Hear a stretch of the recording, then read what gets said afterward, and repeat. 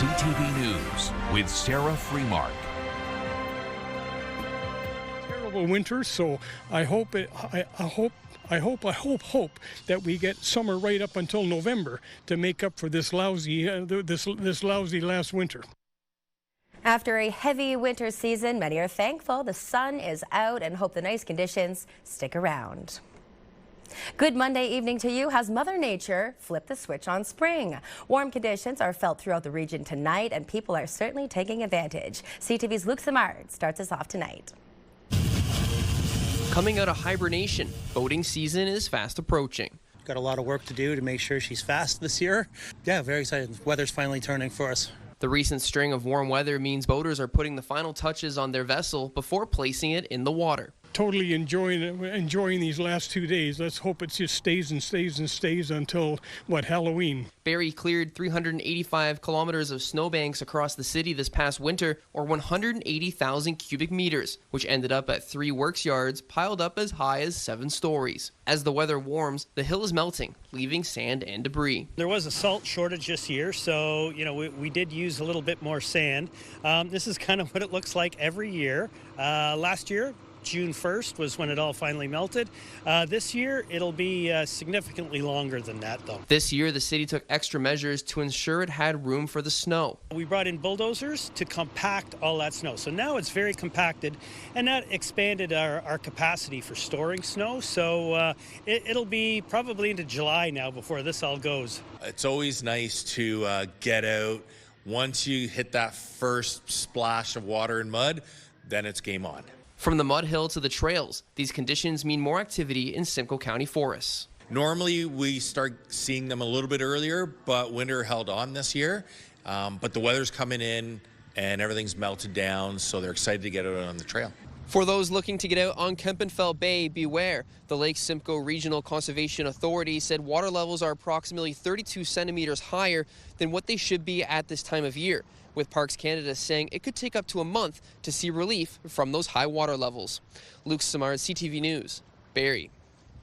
To Orillia now, where the space surrounding the city's rec center is set to be transformed, giving residents even more places to gather, play, and stay active. That's exactly where we find our CTV's Jack Morris tonight, live outside the Orillia Rec Center. Jack, what will this soon be the site of? Well, Sarah, the two big pieces on this are new pickleball courts and a brand new skate park. It's something the people living in and around Orillia have been waiting for quite a while.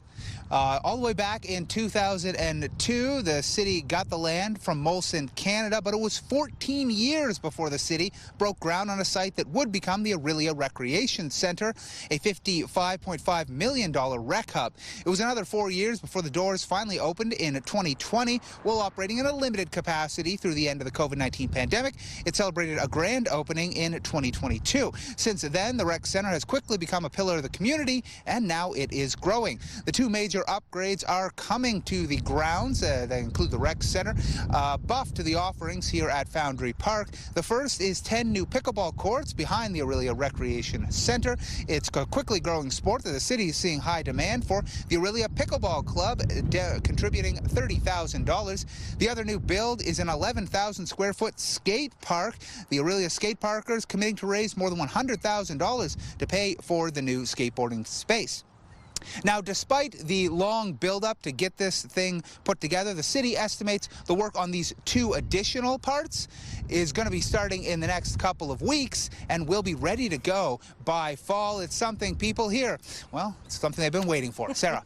Plenty going on. Thanks very much. That's our Jack Morse reporting live tonight. Now, we know spring has arrived in Ontario, but winter-like conditions, they're still being found in parts of Algonquin Provincial Park. Staff say lake conditions vary widely, with some parts ice-free, others partially covered or floating ice here and there. As a result, backcountry camping for paddlers and backpackers is closed, and visitors are told to expect difficult conditions on trails, including mud, slush, and possible downed trees because of all the winter storms that we had.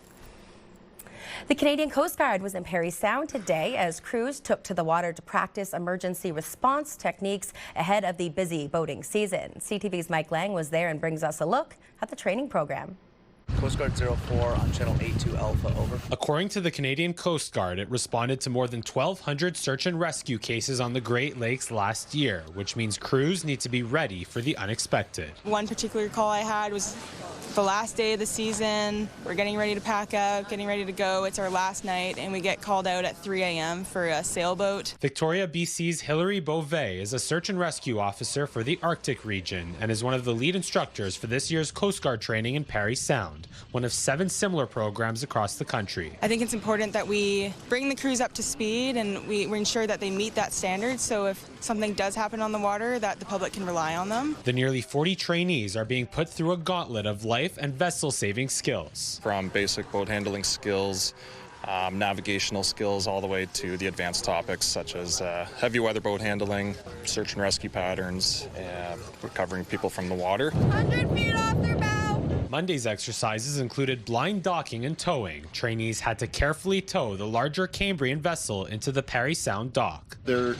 practicing this because there are times when they have to tow another vessel and bring it alongside. Jay Ham is in her 3rd year of training, assuming more of a leadership role for young recruits. You'll be leading your crew, and you don't expect your crew to know everything. You're the one that is expected to know absolutely everything on the boat. The group including 13 rookies who were selected from several hundred applicants. It's been really fun. They're keeping us busy, but honestly, I couldn't think of a better way to spend my last 3 days and the beginning of my summer break. The group will train for just over 2 more weeks, where they will continue practicing navigation, first aid, and vessel maintenance.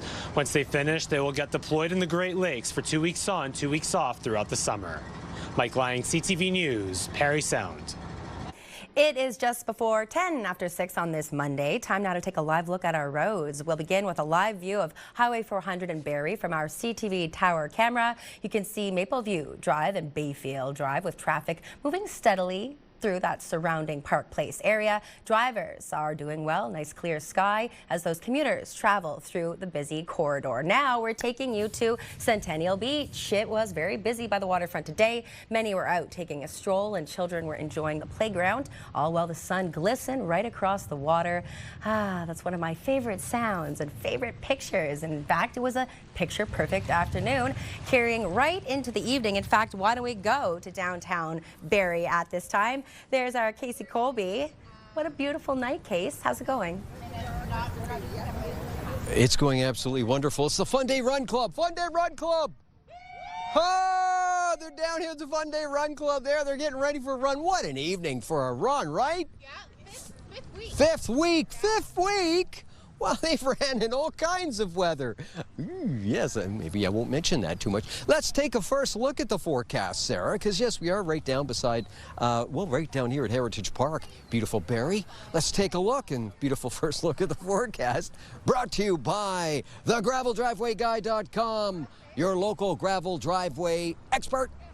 How about the temperature right now as we speak outside our beautiful Barrie studios, 33 Beacon Road, 18 degrees, Sarah. That's what it is, 18 degrees. Winds are picking up, though, out of the southeast. They'll gust as high as about 60, even 70 some places across our region. Hey, across our region, let's take a look at some of the temperature. What? 21 degrees in Parry Sound, 21 degrees in Owen Sound.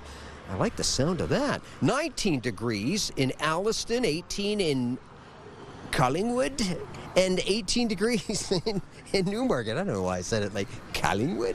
Radar satellite images, no big surprise here over the last 3 hours. The surprise, ladies and gentlemen. It's the Fun Day Run Club. That's what the surprise is. They're down here getting ready for a run in the beautiful sunshine. Oh, what an evening as the sun slowly sets.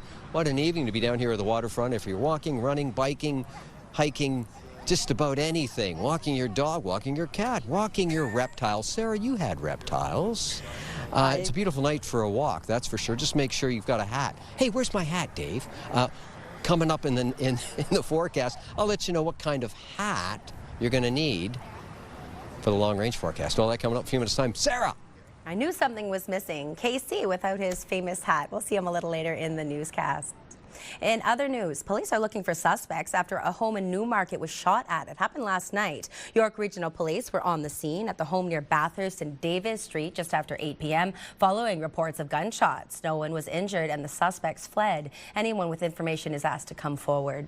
And one person has died following a single vehicle crash in East Gwillimbury. It happened Sunday at around 12:30 a.m. near the intersection of Doane Road and Leslie Street. Police say a car with 5 teenage passengers traveling westbound went off the road, down an embankment and into a pond.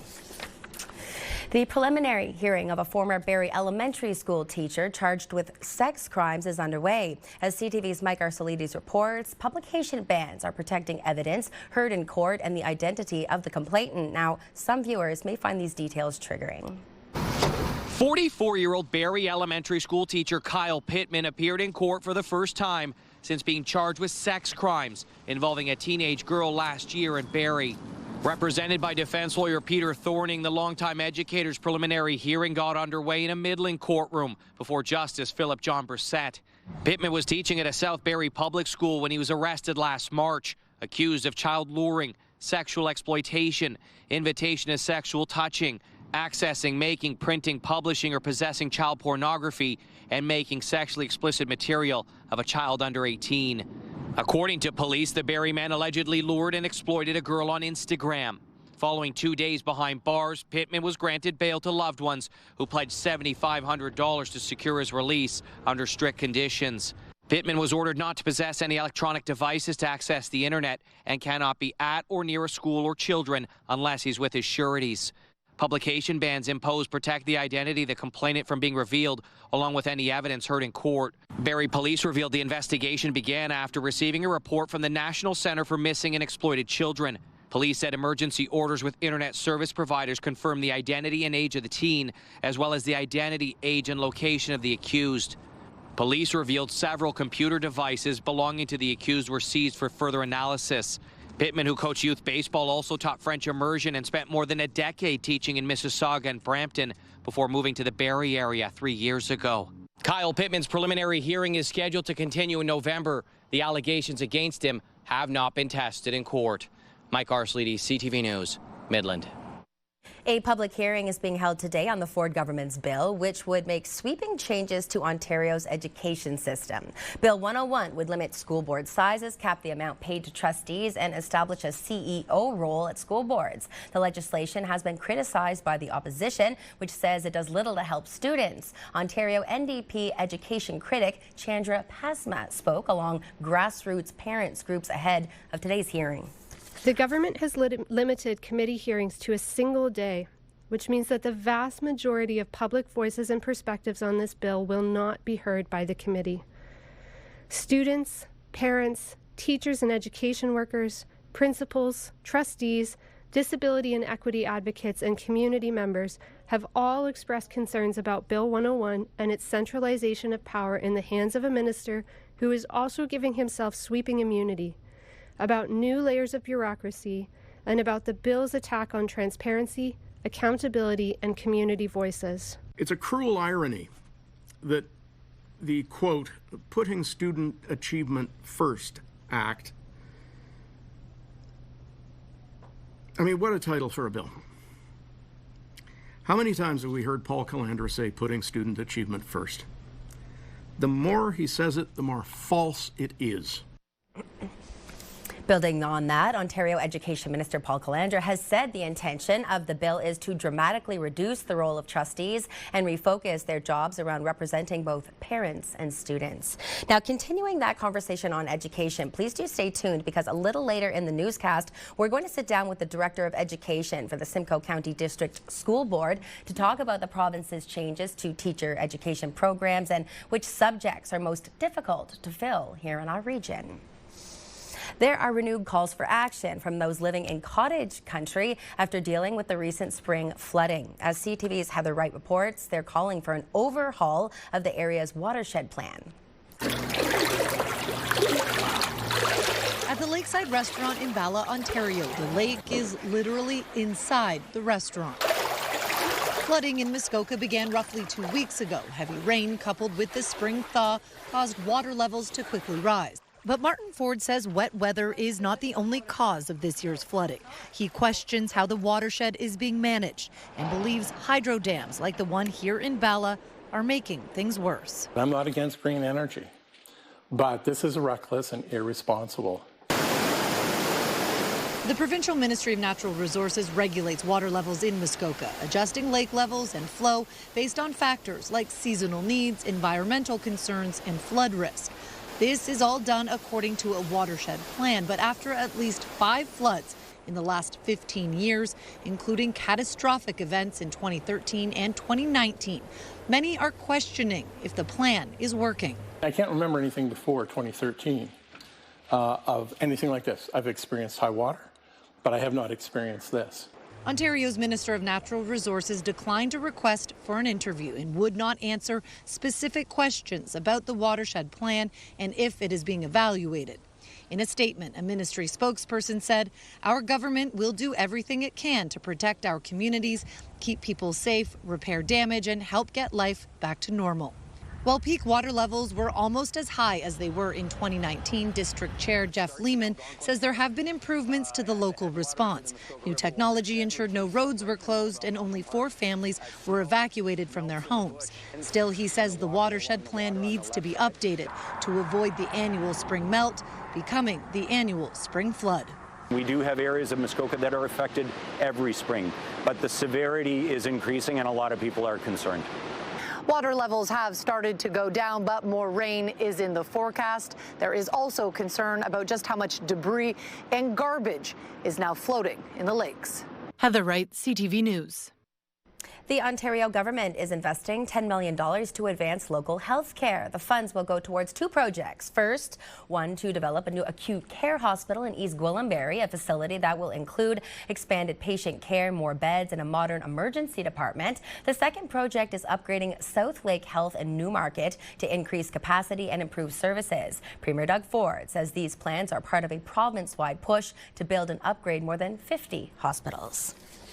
GO Transit is introducing some significant service changes across its network today. So for riders that use the Barrie GO line, some trains will now leave up to 2 minutes earlier or 2 minutes later, depending on the station. Metrolinx is also now offering additional bus trips on several routes during rush hour. Customers are encouraged to check schedules in advance before heading out the door. The town of Innisfail is launching a community-wide pothole blitz to repair road damage caused by repeated freeze-thaw cycles. Crews will target around 900 potholes over the next 12 days, beginning May 4th. That's weather permitting, however. Officials say with warmer temperatures and asphalt plants reopening, repairs will shift to the hot mix asphalt for a longer, stronger lasting fix. And spring is in full bloom at the Barrie Greenhouse on Ferndale, where staff there are hard at work preparing thousands of flowers.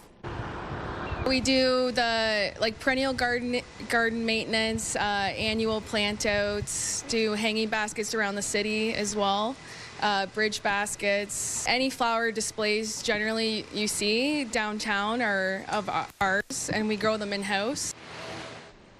From vibrant petunias to classic marigolds, these blooms will soon brighten the streets, parks, and public spaces across our city, each one carefully nurtured so it can be part of the spaces that people get to enjoy together. We start with seeds and then they're with seedlings, so you really see the growth through. Even with a plug tray, we're transplanting, so we really see all their life cycle. Early June, we'll begin our plant outs, and then we'll have our hanging baskets as well, downtown bridge baskets as well. Yeah, so we'll have thousands of plants planted out in the city. I always get excited. Planting will begin in the coming weeks, just in time to transform Barrie with color to last throughout the summer months. Still to come, nearly 6 decades and still going strong. A marvelous weekend of all things maple will take you to Mville. Plus, a sure sign a spring has sprung. This annual event not only embraces the season, it also collects thousands of pounds of non-perishables for the local food bank. Stay with us. You're watching CTV News Barrie.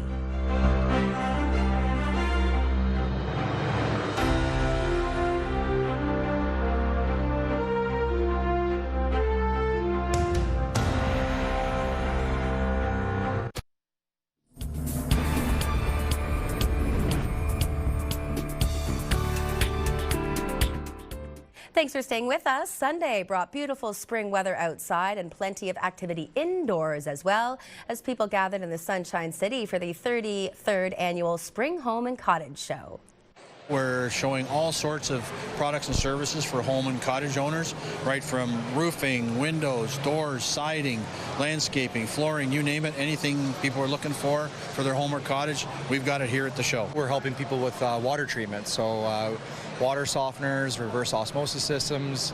If they're on well water, we got to make sure they're helping with ultraviolet sterilizing their water. We're doing our P500. It's Canadian made here at our store in Barrie, Ontario. We also have some really great retractable screens here that work for any opening. This one would work for a really large opening if you wanted. It can go 20 feet wide and up to 11 feet high. We've got about 80 booths on the floor, which is pretty typical for us. We're full. Experts say when it comes to spring and summer projects, it's important for shoppers to do their homework, talk with professionals, and have a clear idea of what they need and what they're willing to spend. Someday I'll live in a space like that. A long-standing community tradition drew crowds to Elmvale for the 58th annual Maple Syrup Festival. It's a true Canadian treat. Thousands of people have come out from across the county and across the region to support the community, but we know the great thing about this festival is its purpose is to give back and support local organizations. When I think about Elmvale, I think of either the Fall Fair or the Elmvale Maple Syrup Festival. We know we have, over the years, have had many local great maple syrup producers, especially now, Lalonde's Maple Syrup, just on the 8th concession. Elmvale is our hometown. It is where we do all of our extracurriculars. It is where my dad's heart is, and this is where he puts his, as people like to say, put your money where your mouth is. This is where we do it. We're seeing producers from all over the region come by, and it's a part of the agricultural industry. It's a part of that agricultural community, and again, that's the roots here in Elmvale. It's our homecoming, and it supports them, and they support us. In addition to showcasing local heritage, organizers say the festival brings in tens of thousands of dollars to help boost the local economy. Meanwhile, local vendors in Innisfil came together to celebrate the start of spring this weekend at the annual pop-up market held at the Lefroy Community Centre. We've got over 30 vendors, mostly local, handmade items, everything from home decor to flowers and wellness products. We also have a zoo tech here, who is a fan favorite. Snakes, lizards, tarantulas, scorpions, bunny rabbit, parrot, hedgehog, Franklin the tortoise, a whole variety.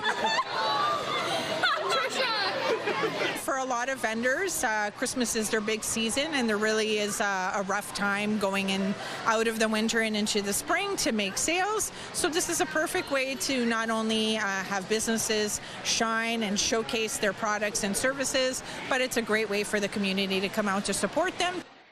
Beyond the shopping, the market also served a greater purpose, raising funds and collecting food donations for the Innisfil Food Bank. Organizers say last year's event brought in nearly 1,700 pounds of food. Hoops for Hope returned for a second year, bringing together student athletes for a day of competition and community in Walkerton. The 3-on-3 basketball tournament featured 20 boys and 16 girls teams, all competing in support of the Olivia Rourke Foundation. That was a local student who passed away in a tragic car accident last year. This year's tournament raised approximately $12,000, supporting youth projects, women in sport, and cancer care and research. Now, this was a fun one. It was an evening of glitz and glam at the McLaren Art Center Gala as we all painted the night red. And now you're back and just unpacking those bruised up takers you keep attracting. That was our surprise guest of the night. It was tough for me to keep that secret. Arkel's lead singer, Max Kerman. He certainly wowed the crowd. Now, I had the pleasure of co-emceeing as the fundraiser marked its 40th year, or Ruby anniversary. And what an incredibly philanthropic group. The one-night event raised $100,000 for youth programs that will be offered through the Arts Center. And my hosting duties, they don't stop there. We're just 2 days away now from the Iron Chef Challenge. I'm your MC, and everyone is invited. 2 local chefs will face off, preparing edible masterpieces right in front of our eyes. The high-stakes culinary showdown is presented by the Peggy Hill team, and it's one night only. this Wednesday, April 29th at 7 p.m. at Tangle Creek. Hope to see you there. You can purchase your tickets or find out more info on our website. We'll also be doing a live broadcast from the event, so I'm going to have some fun with that. But in the meantime, you can stay up to date at ctvnews.ca/Barrie or scan that QR code with your cell phone found on the screen. The Barrie Colts. The boys need a bit of a boost as the team dropped another game to the Bulldogs. Will our hometown crowd be just what the team needs? We'll talk about that in just a few, but now let's head back out to Case.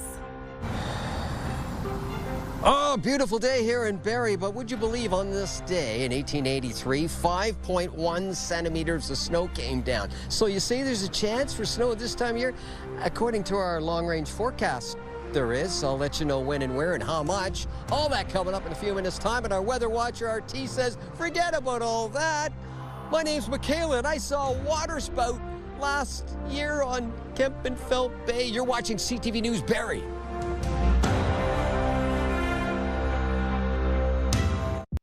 Hi, we're Martin and Steph from Bounce 104.1. And this week on the show, we're giving away Bluetooth speakers during the 740 contest. So make sure you're listening Monday to Friday from 5:30 to 10 for your chance to win. And to rock on all summer long. Picture this, brought to you by Bounce 104.1 and Pure Country 106.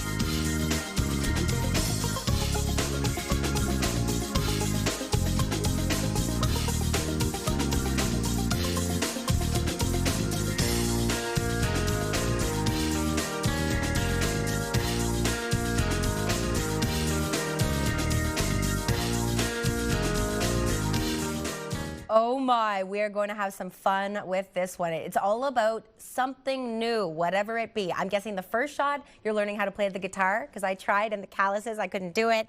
The kittens, the new driver, look out. Roads. Thank you, everyone. Continue to snap those photos and send them to us. Picture this at ctv.ca. Let's get right back to downtown Barrie, because I understand our Casey Colby, he's got a little something brewing. Case. Yes, we have a little something brewing. We have Alicia from the Barrie Fun Day Run Club, and everybody's going to go for a run right now. Alicia, take it away. 3, 2, 1, let's go!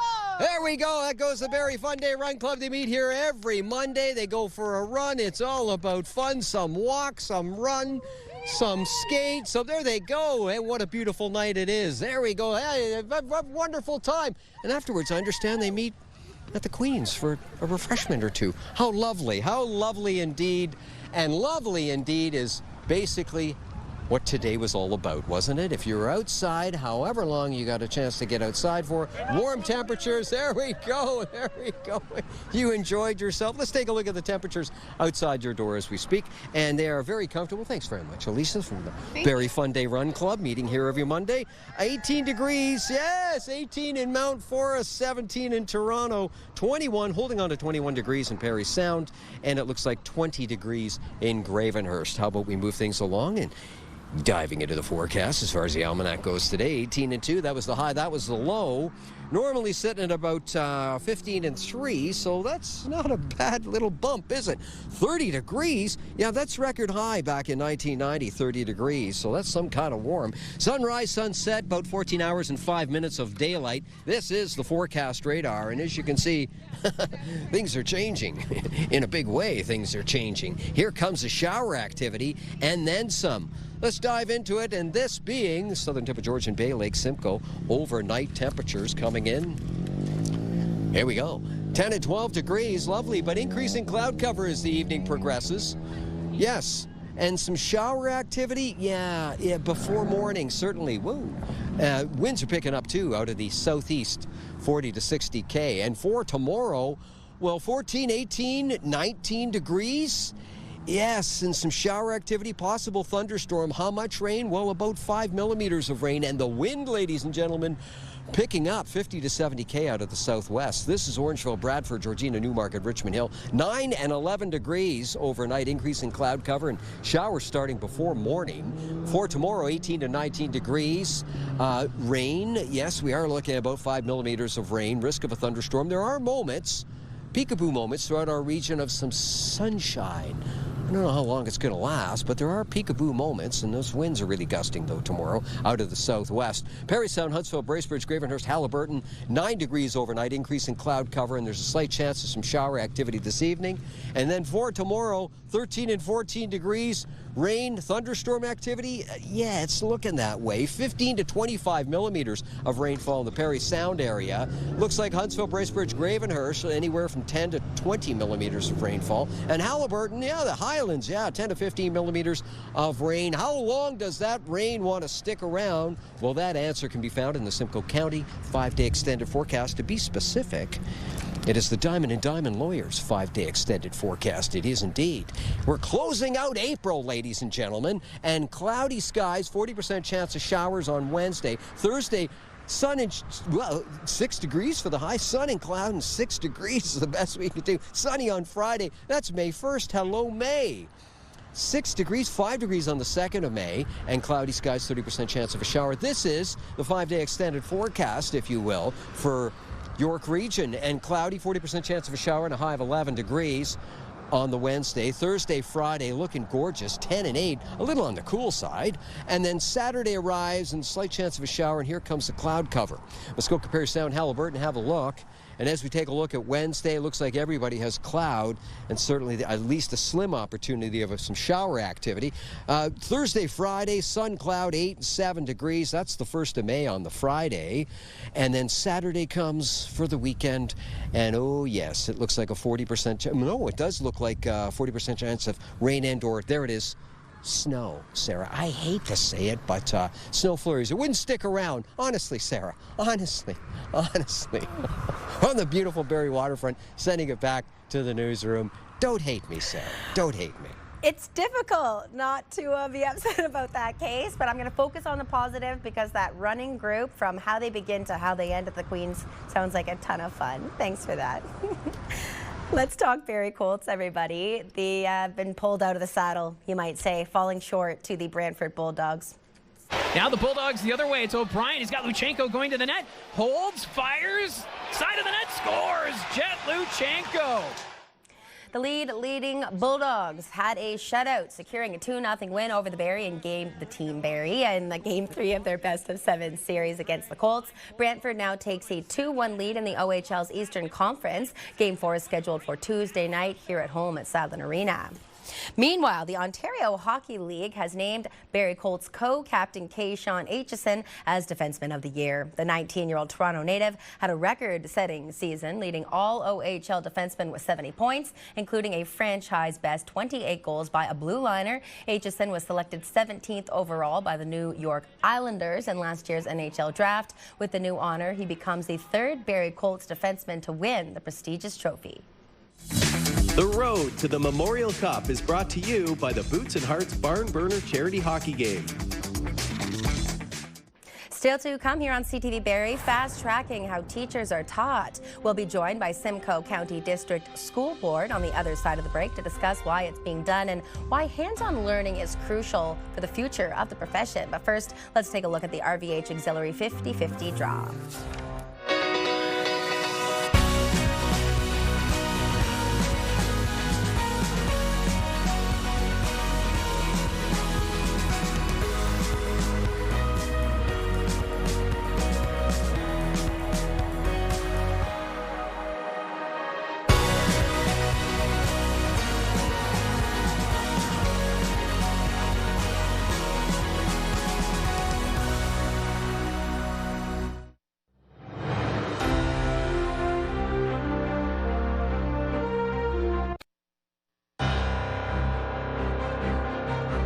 Recapping our top stories, 44-year-old Barrie Elementary school teacher Kyle Pittman appeared in court for the first time since being charged with sex crimes involving a teenage girl last year in Barrie. Pittman's preliminary hearing is scheduled to continue in November. The recent string of warmer weather means boaters are putting the final touches on their vessels before placing it in the water, but that's quite the stark contrast to the winter. Barrie cleared 385 kilometers of snowbanks across the city, which ended up at 3 works yards piled up as high as 7 stories. And the Canadian Coast Guard responded to more than 1,200 search and rescue cases on the Great Lakes last year alone. Today, nearly 40 trainees were put through the gauntlet of life and vessel-saving skills at Parry Sound. The group included 13 rookies who were selected from several hundred applicants. Changes are coming to the way our future teachers will learn the trade. Starting in 2027, the program will be trimmed. Instead of 4 semesters over 2 years, it will be 1 full year with longer placements in schools. Joining us now to talk about this is Simcoe County District School Board's Director of Education, Dawn Stevens. It's lovely to have you in studio. Thank you so much for inviting me. When the province initially made this announcement, what were your first thoughts? So the province made this announcement after a lot of consultation. So we did know that there was a potential for change to be coming. And I believe that where they really got things right is that they continued with the in-class portion of the learning. And that's really what's vital for our pre-service teachers, is to have that opportunity to be in the classroom. And so even though the program goes from 12 months and from 2 years, it still keeps that really rich learning that happens in the classroom. I agree with you that there are certain professions that require that hands-on work. When I decided I wanted to go into journalism, I didn't want to read about it. I wanted to pick up a camera and get out into the field. Why do you think that that's important for teachers as well? I think like anything career-wise, when you get into education and you have the opportunity to be in the classroom with a mentor teacher, with someone who's been experienced in the role, you really get to see what the job is going to be about. And as you go through the teacher program, you actually get then the opportunity to be the main teacher in the classroom. Our student teachers do eventually take over a portion of the curriculum and actually get the full experience of being the teacher in the classroom. And having that time to work with a mentor teacher, having that time to really experience what it will be like to run your own classroom, it's incredibly valuable for student teachers. Many of us have that one teacher or perhaps more growing up that really made an impact. Why do you think that there is a shortage of teachers if they make such a difference?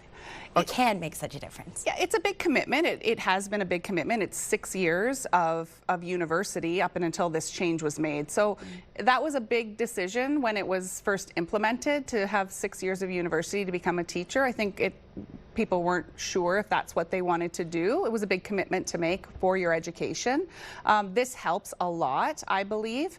But one thing that I think is really important for our educators and for future educators is to really have that experience to know that it's for them. And so this still will give them an opportunity to do so. We've been lucky in Simcoe County. We haven't had a huge shortage of teachers. We had shortages of teachers during COVID. But really where we see our teacher shortages is in our French language teachers and our technology teachers. So we're really excited for the opportunities for teachers who want to teach trades and technology to fast track that program as well. So there's some real opportunities coming with this change. Why do you think that there are shortages in those 2 areas? I think, first of all, having an opportunity to proceed through the requirements to be a teacher in the trades area, for one, was a challenging one for some people. In French language, it's just getting more and more people interested in becoming French language teachers and choosing to be French language teachers. So it's one that we have seen over the years, a need. We also have a big demand in Simcoe County, as French immersion programs in our school board are very popular, and so we're always looking for French language teachers. So this will give an opportunity as well for them. In Simcoe County, it's a great place to be, and we have lots of people wanting to move here, so we have been lucky. In our more northern boards, we have had a significant teacher shortage and not nearly the candidates that they need in those areas. So they as well, directors in those areas, are very excited to see these changes. What would you say is the most rewarding part of being a teacher? I think the most rewarding part is really getting to see the progress your student makes in the classroom. It's getting to see the learning happening right in front of your eyes. It really is about a love of children, and our educators really have to have that passion, and when they do and when they see that, it is the most rewarding thing. Thanks very much for sharing that, Dawn. I've been speaking with the Director of Education for the Simcoe County District School Board, Dawn Stevens. Let's go ahead and pull up the website. You can revisit this conversation at ctvnews.ca/Barrie. Prime Minister Mark Carney has announced the creation of Canada's first sovereign wealth fund. The new Canada Strong Fund will launch with an initial investment of $25 billion aimed at supporting major nation-building projects. In partnership with the private sector, the fund will invest in key areas like infrastructure, mining, clean energy and manufacturing. Officials say the fund will operate with a mandate to deliver market rate returns while strengthening the country's long-term economic growth. Now, against the backdrop, the Carney government will release its spring economic update tomorrow. This will give Canadians their first glimpse at the country's finances since the November budget, and the Bank of Canada will release its next interest rate decision the following day. This all comes as Canadians are dealing with higher prices and the ongoing impact of the trade war with the United States. With that, let's see how our stock markets held up as we reached the end of this Monday. The TSX was down 85 points, the Dow was down 62, and the Nasdaq was up 50. And commodities, oil was up, closing at $96.37 a barrel. Gold was down, finishing at $4,693 an ounce. And our dollar was up, ending the day at 73.43 cents US. It is that time of the year again. Tim Hortons Smile Cookies are back, celebrating 30 years. Tim Hortons, there we are, volunteering to decorate. Tim Hortons Smile Cookie Week is officially on. It'll go until March, that would be a long cookie stint, May 3rd. The Smiley treat was first introduced back in '96, and more than $151 million has been raised ever since, with 100% of the proceeds supporting over 700 charities and community groups in Canada. Here in our region, that includes a long list, just a few: Stevenson Memorial Hospital Foundation, Matthews House Hospice, and the Royal Victoria Regional Health Centre. See, those cookies are cute, but mine are so eccentric with their angry eyebrows and their little goatees. Still to come, getting to know the Tempo. We'll have more on the media day. It was all for Toronto's newest sports team. That's when we come back. Please do stay with us.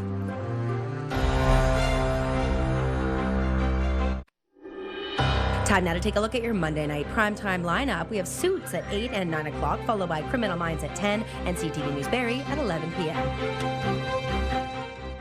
The Toronto Tempo held their media day today as they prepare for the WNBA preseason to begin later this week. CTV's Jessica Smith caught up with the players.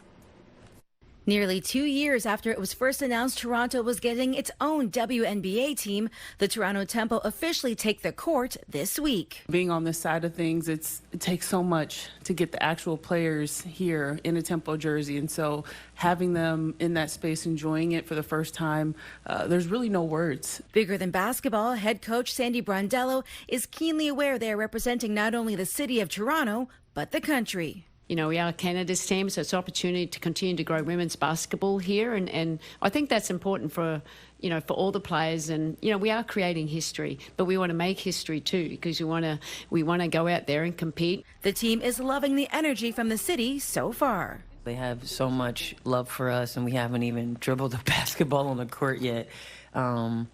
And just realizing how much of a fan country that Canada is, and just how much you guys just love sports, period. And I think that's really dope. For homegrown talent Kia Nurse, she's looking forward to playing across the country with games in Toronto, Montreal, and Vancouver. I think it's really special that this organization, being the first of its kind, globally, first global team or international team for the WNBA, first WNBA team in Canada, to go into these cities and create this place of belonging, because that's what sport is, right? It's a place where you belong. And show female athletes how important representation is on every stage.